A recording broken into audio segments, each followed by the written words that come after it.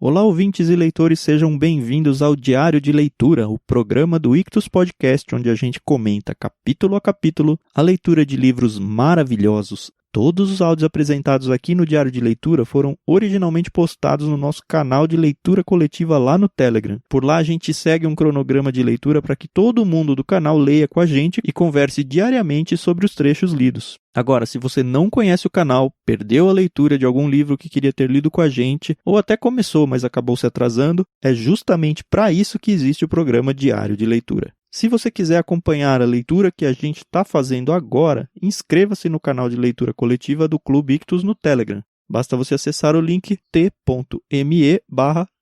Ictus. É claro que você tem que ter o aplicativo Telegram instalado também. A participação é gratuita, pode ficar tranquilo.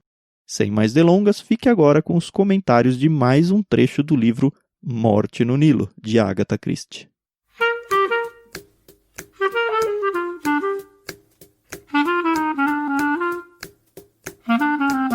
Bom dia, Carol! Chegando ao finalmente! Pois é, né? É triste, mas é bom, né? Aquela sensação de missão cumprida, né? Não é triste aí não. Esse tem 60 mil livros da Agatha Christie.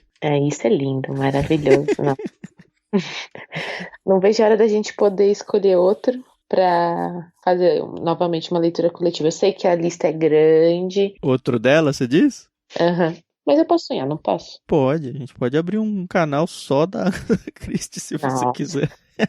Aliás, será que existe? Vou pesquisar. Bom, mas hoje a gente vai do 25 ao 27. Espero que você que está ouvindo a gente aí acompanhando esteja firme na sua leitura. Aliás, eu duvido que se você chegou até a metade, você tenha parado, né? Porque é meio difícil. Realmente. Você fez a Renata ler o livro? Eu comentei umas vezes, seria legal você ler, mas ela não se empolgou, não. O Fernando parece que tá empolgado. Ele tá acompanhando pelo áudio lá? Então, eu comecei a colocar os áudios pra ele ouvir, né? E ele falou, não, eu quero ler. Eu falei, então tá bom, não me engana. O legal do canal é que os áudios estão lá, então se alguém começar a ler, como o Fernando, bem depois que a gente já até terminou tudo, tá de boa, né? Pra cada um é a vivência do momento ali. Exatamente. Mas tá bom, vamos ao que interessa, quero ver se eu acertei. Ai. Bom. Capítulo 25, então, o que aconteceu lá? O 25, então, pra quem lembra o capítulo de ontem, a gente terminou com o Poirot e o Race falando pro Pennington que havia acontecido mais um assassinato e que tinha sido a senhora Otterborn com a arma do Pennington. Então, acabou aí nesse anticlímax, não sei. Sim. E aí, o capítulo 25 é o bate-papo deles, mais ou menos, interrogando o Pennington, né? Quanto tempo você tava lá, se alguém te viu. E aí, eles meio que já descartam o Pennington pra esse assassinato por enquanto. Sim. Aí eles convidam ele pra ir ao camarote dele daqui meia hora pra ir conversar de novo, né? Essa parte eu achei interessante. Falei, nossa, daqui meia hora? Mas o Poirot não dá ponto sem nó, né? Nunca. Acho que você já percebeu isso, né? E aí, o Poirot e o Race, eles saem dali onde tá o Pennington e vão em direção aos camarotes. Eles encontram a senhora Allerton, né, a mãe do Tim. Começam a conversar sobre o incidente, a Rosalie, e ela comenta que a Rosalie ficou muito apegada a ela. Isso, a Rosalie tá sofrendo, né? Porque, enfim, a mãe dela acabou de ser assassinada, né? Então ela ficou sozinha no mundo aí, sei lá. Que triste, né? E o Poirot, e tanto a Poirot quanto a senhora Allerton tem um carinho muito especial por ela e compreendem ela e tal. Isso aí. E aí acontece uma cena que eu achei... No começo eu falei, não faz muito sentido, mas depois não sei se é um alívio cômico ou se é só um alívio, que o Poirot, ele tá ali no convés com a Cornélia. Cornélia é aquela prima pobre, feia e tal. Começa a conversar com ela. E o Ferguson, aquele socialistazinha todo idiotinha, chega, começa a conversar com os três e, do nada, e assim, do nada entre aspas, né? Porque eu já do nada, bem do nada. Ele pede a Cornélia em casamento. Ela tá brigando com ele, falando, nossa, o senhor é muito egoísta, que isso, que aquilo. Ele falando, o pessoal devia ter morrido mesmo, esses três aí não agregam nada pra sociedade. Não, mas eu tô com dó da filha. pode ser que você não tivesse nem aí pra senhora Otterborn, mas você tem que se importar com a filha tá sofrendo, então eu também tô sofrendo. E aí ele tá todo reaça. E aí ele faz um comentário que é muito importante, tá? Ele, pelo visto, já conhecia a Cornélia, ou pelo menos a família dela, de outros carnavais aí, né? Exato. E aí ele fala que o pai da Liné levou o pai da Cornélia à falência. Sim, dentro daquela teoria de que o pai dela quebrou um monte de gente, até então a gente não tinha ninguém que, de fato, tinha sofrido isso. A gente sabia que tinha gente no mundo, mas dentro do barco, não. E eu lembro que o Poirot, ele até conversou com a Van Schuller lá no início e falou das famílias e tal. E ela falou, não, minha família é muito tradicional, né, e tal. Então... Perguntou se conhecia, né, se tinha sido desfalcado, ela negou. Falou que não. Que nem tinha contato nenhum, que não eram nem do mesmo país, nem nada. Então rolou uma mentirinha aí, né? Sim. Porque daqui a pouco descobriremos. Mas fato é que aconteceu e aparentemente a Cornélia olha pro futuro, não olha pro passado. Diz que não, nada a ver. Aconteceu, mas não foi por causa disso aí.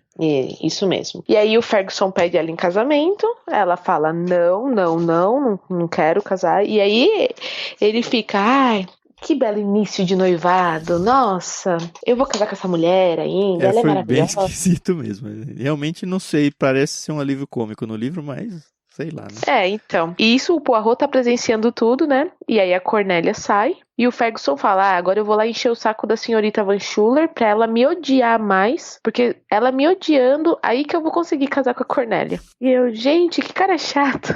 E o Poirot fala, tá bom, eu vou ver isso. Então ele tem 3 crimes pra solucionar, mas ele arranja um tempozinho pra uma fofoca. Ele tá de férias, né?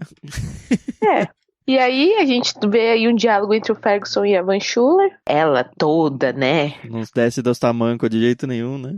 De jeito nenhum. Trata ele mal pra caramba. Ele fala que vai casar com a Cornélia. A Cornélia aparece. Ele fala, aqui, minha querida, tô pedindo sua mão. E aí ela fica, Cornélia, você vai casar com ele e tal. Aquela coisa você toda. Você que incentivou isso? Imagina, esse cara tá louco. Eu não gosto dele.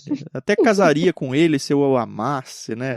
Mas não tem. O senhor é muito arrogante. O senhor é muito egoísta. E ele não se dá por vencido, né? Achei isso um barato. E aí eles saem, a Cornélia sai, o Ferguson sai. E o Poirot, que tá ali vendo aquela cena, fingindo que tá lendo uma revista, se aproxima da Van Schuller. E aí fala uma coisa que eu nunca tinha imaginado. Eu também não. É o grande plot twist do capítulo, né? Então. Que o Ferguson, na verdade, é um nobre. Lord Dawlish. E aí a Van Schuller, é muito engraçado que o livro fala das expressões que ela faz conforme o Poirot vai falando, e que o Poirot vai se divertindo com as expressões dela. Na verdade, ela só tá preocupada com dinheiro, né? Dinheiro e a fama da família e tal, então, de repente, assim, da água pro vinho, ela acho que já tá considerando ele um bom partido, sei lá. E aí a gente também descobre como o Poirot desvendou esse mistério. Quando ele foi no camarote, ele achou um anel com o brasão da família. E tudo faz sentido, né? Que o homem tem as roupas de baixo finíssimas. É verdade. Usa roupas mais gastas, porque depois que ele se formou em Oxford, olha que coisa, né?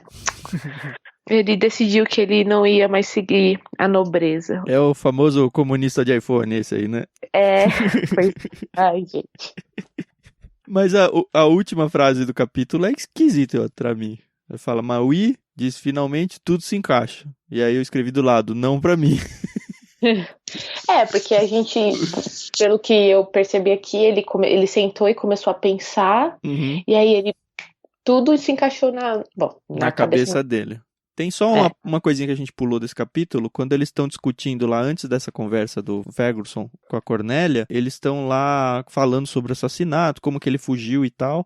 O Poirot fala, olha, o assassino conseguiu escapar sem ser visto, mas o assassino tinha 3 saídas. Todo mundo falou, imagina, 3, tem 2, ele vai pra direita ou pra esquerda. Ele falou, não. Ele poderia descer pela murada e fugir pelo convés inferior. E aí ele considera isso uma possibilidade, o que já descarta muita gente, porque a pessoa tem que ser ágil, né, pra fazer tudo o que fez. Sim. Então, por isso que... Van Schuller, pra mim, tá descartada já há algum tempo. Sim. Pelo menos no assassinato agora da Outborn, dá pra entender que não é ela. Esse do Outborn, eu acredito que seja um game muito ratinho, assim, rápido, né? Tem que ser, né? Ou Bom, foi o Tim que tava vindo, fingindo que e aí, tava vindo quando tava indo, né? pois é. Mas calma. Isso, aí a gente volta no capítulo 6 para aquela conversa que vai ter lá com o Pennington. E a gente lembra que eles falaram, não, chama ele daqui meia hora, porque na verdade na cabeça do Poirot ele quis chamar antes o Fantorpe, o que foi uma grande Isso. surpresa pro Sr. Race, mas Uhum. não pro Sr. Poirot, né? Não, e assim, o que eu acho legal é que o Race, ele super respeita, né, o tempo do Poirot. Então, porque fazer o quê? Também não adianta não respeitar, não vai acontecer nada. Aí eles chamam o Jim Fanthorpe, né, que é inglês, e começam a conversar com ele. E aí, Poirot é demais, né? O senhor é muito jovem, não tá doente pra ter que vir pra um lugar muito quente. A sua empresa não deve te pagar tão bem pra você simplesmente tirar férias aqui na Europa. Então vai contando aí, por que você tá aqui?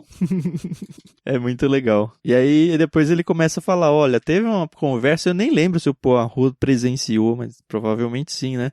Aquela Uhum. conversa que o Pennington foi pedir as assinaturas da Linné e que o Simon falou, não, fica lendo tudo não. E aí o Fanthorpe, ele se intromete na conversa. E o Poirot fala, cara, você é inglês, você estudou na mesma faculdade do meu amigo, nós seguimos um lema e eu sei que você, tendo a educação que você teve, você nunca faria uma coisa desagradável como se intrometer nessa conversa como você fez. Isso é totalmente contrário a tudo que eu sei que você já estudou e tal. Então você teve alguma motivação muito forte para fazer isso. E aí meio que é legal que ele vai dando os caminhos para pessoa ir relatando aquilo que ele quer falar, né? Isso mesmo. Ele a isca pra pessoa morder Uhum, pra comer o peixe certinho. isso. E aí é legal porque ele dá toda essa explicação, o Fanthorpe fala, ok, tá bom. Ele ainda fala assim, o senhor tem um jeito estranho de abordar certos assuntos, Monsieur Poirot.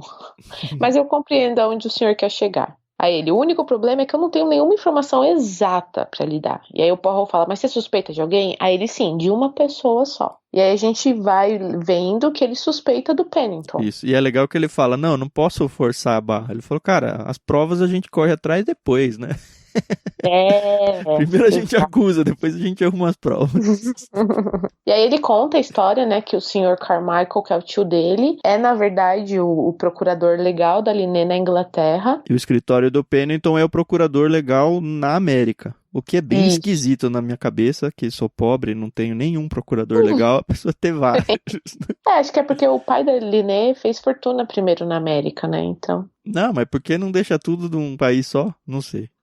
Mais pra frente a gente descobre que por falta de um eram 4, né? Então, exato. E aí eles começam a falar, né, que meu tio ficou aliviado, o meu tio, o Sr. Carmichael, o tio do Jim Fanthorpe, que sabia que o dinheiro da Linné ia passar a ser dela depois do casamento, porque ou ela completava 21 anos ou ela se casava pra poder ter direito à fortuna dela. Certo, pra ela comandar tudo, né? E aí É. eles ficaram, putz, eu acho que tem falcatrua lá do lado americano. Uhum. E ele vai tentar dar um jeito de legalmente ali na papelada resolver as falcatruas dele, forçando ela a assinar alguma coisa. E eu vim justamente para atrapalhar isso daí. E aquela intromissão que eu fiz lá foi a única alternativa que eu tive para de repente eu jogo para frente e resolvo aqui no pontual. Foi isso. É. E funcionou, né? Funcionou, mas, né, ele ainda comenta, né, a Linné é muito esperta, então ela ia ler toda a documentação, mas, na verdade, ele queria dar um aviso pro Simon, né, porque, pelo visto, o Simon era mais bobinho. O Poirot até pergunta pro Fanthorpe, quer me dar sua opinião sincera sobre um assunto? Se você quisesse fazer uma falcatrua, quem você preferia como vítima, o senhor ou a senhora Doyle? E aí o Fanthorpe sorriu, o senhor Doyle, é claro, a Linné era muito esperta. É. Na real, isso vale para qualquer um dos dois procuradores, né? Porque qualquer um dos dois podem estar envolvidos em falcatrua tentando tirar o seu da reta jogando nas costas do Simon. Verdade. Bom, nesse momento eles percebem que já está se aproximando o horário do Pennington entrar, né, com o Poirot, e o Jim vai embora. Sai espertão, sai de perto. Eu senti que ele não estava muito preocupado, né, que, Não tá bom. pareceu mesmo. O que vai me deixar um pouquinho triste, porque eu apostava minhas fichas nele. Mas ainda vamos lá, que o livro não acabou. Isso aí. Apesar que agora, esses próximos capítulos, a gente vai começar a desvendar um monte de outros plotzinhos até chegar no assassino na real, né? Sim, até porque a gente tá no penúltima leitura, né? Aí amanhã acaba. É. Amanhã acaba. Que triste. Mas tá bom, vamos lá. Aí o Pennington chega e eles começam a conversar. Primeiro começa a perguntar se ele era muito amigo do pai da Liné. E aí ele fala assim, a gente era amigo íntimo. Aí ele, vocês eram tão íntimos, né? Que você que ficou cuidando dos negócios, né? Da filha dele. Aí ele, em parte, né? Era eu e junto comigo 4 procuradores. E aí o Poirot fala, quantos já morreram? Essa pergunta foi demais, né? E ele, dois morreram. E aí a gente vê que é o Pennington, o Rockford, que apareceu lá no início, que é o sócio do Pennington, e o Carmichael, que é o tio do Jim. Eu não sei de onde você tirou esses 4 aí. Tão íntimos que ele morreu, o senhor nomeado procurador assessor, que herdara sim, em parte pelo menos. Respondeu Pennington novamente alerta e curado. Claro que eu não era o único procurador. Ridgway nomeou outros além de mim. Quantos já morreram desde então? 2. O outro, Sterndale Rockford, ainda está vivo. É seu sócio? Sim. Isso. Ai, desculpa, pessoal. Eu não sou de exata, eu sou de humanas. Mas assim, tem vários. Tem alguns, pelo Sim. menos, vários. Alguns. Sim. 2 já morreram. Tem o Pennington. Tem o sócio dele, E a gente sabe que tem o inglês, pelo menos, o tio lá do Fanthorpe. Isso. E agora, com certeza, a gente sabe que o Simon vai herdar toda a fortuna da Liné. É aqui que eles falam que, se ela passaria a ter controle total, ou com a maioridade em 21 lá no caso, ou com o casamento. E ela já casou, então é o Simon, com certeza, que herdou tudo. E aí a gente também percebe que o casamento não foi de fachada, né? Eles casaram pra valer mesmo. Da onde você tirou isso? Não sei, porque eu acho que por ter sido tão rápido, às vezes pode ter sido. Na minha visão, o Simon pode ter arranjado aí um casamento de fajuta, já que ele não liga pra dinheiro. Mas não, eles casaram bonitinho. Sei lá. Vamos ver. Não sei. Não tenho evidências ainda pra dizer isso, mas vamos ver. Tá bom, sigamos. Eles continuam conversando, até que o Poirot fala. Vai, fala aí. Deu ruim lá na sua parte, né? E o Pennington fica todo ofendido. Como assim? Claro que não. Ele fica tentando que o Pennington diga, confirme, né, que tem alguma falcatrua nas contas todas lá da Liné, e ele fica negando, até que no fim ele dá uma escorregadinha, eu acho, né? Ah, não, mas calma. Antes disso, eles falam do barco, do né? navio. Isso. Que o Pennington fala que veio no Carmanique. E aí, no dia que eles foram revistar o camarote dele, viram que as etiquetas nas malas não era do Carmanique, e sim do Normandie. E o Normandie saiu 2 dias depois do porto, lá nos Estados Unidos, que o Carmanique. Isso, e aí comprovava que ele tinha recebido a carta, porque o discurso dele era, não, eu saí de lá um dia antes de receber a carta. Então foi mesmo por acaso o nosso encontro, apesar de eu ter trazido toda a papelada pra ela já assinar. O que pra mim foi meio que um furinho no livro aí. Poirot não usou, pelo menos até agora, esse argumento. E aí, saindo no Normandie, ele sai depois que a carta já chegou, e que é o que o Poirot joga na cara do Pennington, e aí ele entrega os pontos, cavaleiros. Os senhores são muito espertos. Mas eu tive motivos pra agir dessa forma. E aí ele praticamente dá a mesma desculpa. No caso do Fanthorpe, não fala nada sobre a tensão do Fanthorpe e tal. Aqui já fala que ele tava meio que tentando inventar uma desculpa o mais rápido possível, porque caiu o cavalo aqui. E aí ele joga o mesmo discurso do Fanthorpe. Não, a gente suspeitava uma falcatrua lá do pessoal inglês e a gente correu aqui pra resolver. Mas aí depois ele ainda fala que deu um probleminha lá, mas que até junho as coisas iam estar ok. Por causa da queda das ações, né? Tem uma parte aqui que fala que o Poirot, ele acredita que a versão do Fanthorpe realmente seja mais correta, né? Se sustente mais, né? Isso. Bom, pra mim agora o resto desse capítulo foi mais um pouquinho de encheção de linguiça, mas eles começam a falar, será que foi o Simon que matou? Tem só uma informação interessante que fala, cuidado que foi seu revólver que foi, né? Ele comenta que essa é culpa minha também, mas é porque antes da gente embarcar eu tinha comentado que eu sempre ando armado e tal. Mas quem que tava perto? Uma galera. Então não temos como saber quem ouviu, mas as pessoas sabiam que tinha uma arma no camarote dele lá. E aí a gente percebe que o acidente, entre aspas, da pedra caindo lá em direção ali, né? Não foi acidente nenhum, que foi o Pennington que empurrou a pedra. E ele jura que tropeçou, empurrei sem querer, né? Gente, mas pelo que fala, e eu imagino que são aquelas pedras imensas, né? A lá Papalégua, sabe? Não foi uma pedrinha assim que, ops, tropecei, chutei a pedrinha e caiu ali nela. Não, mas ele meio que reconhece isso, né? Uhum. Mas ele fala, cara, só fui até aí. Eu não matei depois. Ele jura de pé junto que não. Ai. Tanto que o Poirot fala, o episódio do penhasco foi uma tentação, não foi? Enfim. Aí ele disse, ok, tá bom, não tem ainda algumas provas mais concretas. Dispensam o Pennington e assim acaba o capítulo 26. Isso. E o 27 abre com a revelação bombástica do Poirot falando pro Race que não foi o Pennington. Aí, Pois é. Ok. Até porque, o Pennington é mais de idade, lembra? Ele tem cabelos brancos e tudo. Duvido que ele ia conseguir pular a murada e correr pra voltar lá e escrever. Exato. Se encontrar lá no salãozinho que ele tava escrevendo lá. Ele não tem nem porte físico nem idade pra isso. Acho. E aí eles continuam a conversar, aí o Poirot fala assim, tá bom, mas eu preciso falar com uma pessoa agora. E aí o Race fala, quem? Ah, com o Tim Allerton. E aí ainda fala assim, Race arqueou as sobrancelhas. Allerton? Tá, vamos mandar chamá-lo. E aí, poxa, eu já sabia o que ia acontecer porque o Tan já tinha cantado essa bola lá atrás. Eu não acertei 100%, mas uns 85, 90 tava lá, hein? Sim. Agora, assim, o que eu fico pensando, se esses crimes acontecessem nos dias de hoje, os assassinos e ladrões e sei lá mais o que, não iam abrir o bico tão fácil como... É que eles não são brasileiros, né, Carol? O brasileiro dá um jeitinho. Não, é que nem quando eu assistia CSI, eu era louca por CSI. Qualquer CSI que passasse, eu tava assistindo. E, mano, os assassinos contavam muito fácil os casos. Não aguenta uma pressãozinha, né? Já, tá bom. Os Nardoni estão presos não sei quantos anos, nunca abriram a boca, meu, sabe? Enfim, continuemos. E aí chamam o Tim, e aí começa a conversar, tal. E aí ele fala, eu sei que você é o ladrãozinho. E aí fala da Joana, e aí conta que, putz, lá na Scotland Yard, que é a polícia investigativa inglesa. Tem um cara que é o Inspetor Japp, que já apareceu em outros livros, é amigo do Poirot, que está investigando aí um caso muito estranho de roubos de joias na alta sociedade. Isso. E que são duas pessoas que agem juntas, pelo menos. Isso. E que é todo um esquema que não são assaltos, são furtos, né? Uhum.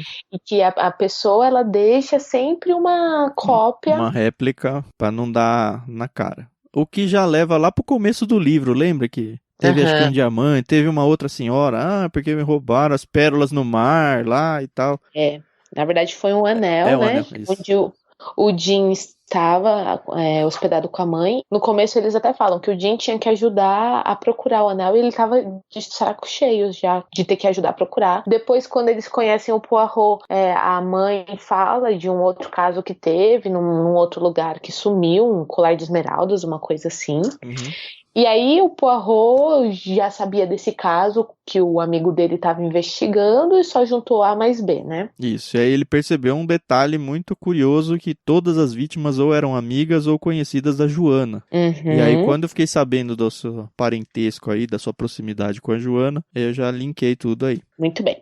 E pelo que eu entendi aqui, o Poirot já descartou o Tim como assassino, por quê? Porque ele fala, olha, eu sei que você foi pra roubar o colar de pérolas. Uhum. E o Jim fala, realmente foi isso. Aí ele, tanto que foi a Rosalie te viu saindo do camarote. E ela nunca falou isso, né? Foi um verde muito forte que ele jogou, né? Então. E aí o Tim fala, realmente, ela me viu, tal. E aí depois o Poirot fala, mas será que não foi você que matou ali, né? E aí o Tim já começa, não, eu só sou um ladrão, eu não sou assassino. Aí ele, não, eu acho que você entrou, pegou a arma. Aí ele constrói toda a teoria passo a passo de como que o Tim tinha agido, né? O tempo todo. Uhum. E o Tim vai se desesperando, né? Coitado. Ele ainda fala, ele não é como o Pennington Kay, né? Não perde a calma um minuto. Ele já começa, não é. E aí o Poirot fala, olha, as pérolas vão estar dentro daquele seu terço, porque a polícia não investiga itens religiosos, mas eu dei uma investigada aqui, eles foram feitos à mão, então vai poder desaparafusar e vai estar as pérolas lá dentro. Uhum. Você usou a cola, lembra da cola que eu falei? Quase, hein? Não tava dentro do vídeo de cola, mas ela foi usada pra colar as pérolas dentro do terço lá de madeira. É legal que ele chama depois a Rosalie pra conversa, né? Uhum. E até então, Carol, não percebi nada entre o Tim e a Rosalie. Aí Sim. eles têm ali um finalzinho de diálogo com o Poirot, e quando eles saem, quando só está o Tim e a Rosalie, a gente descobre que eles são um casal. Eu não sei, não entendi isso. Eu acho Como que... assim? Ah, por isso será que ela não falou dele? Então, Não são, porque aí quando eles vão junto, ela recusa e fala, não, mas e a Joana? mas ela esquivou-se de um beijo. Aí ele, Joana, ela é pior que a minha mãe, não Não, importa. pelo que eu Joana. entendi, eles estão se formando como casal agora. Porque assim, é um negócio muito bizarro. O Poirot consegue que o Tim reconheça que ele é o ladrão. Uhum. Mas não assassino. Não assassino. Ele força a barra, a Rosalie até ri e fala, não, ele tá jogando verde pra você aí. Ele tá brincando, tirando sarro de você. Ele sabe que não foi você. E aí, cara, ele tem o ladrão nas mãos, não é um ladrão só disso, ele já é de uma quadrilha. O Tim fala, eu reconheço a minha parte, mas eu nunca vou falar quem é a outra parte. Eu não vou falar que a Joana é a culpada.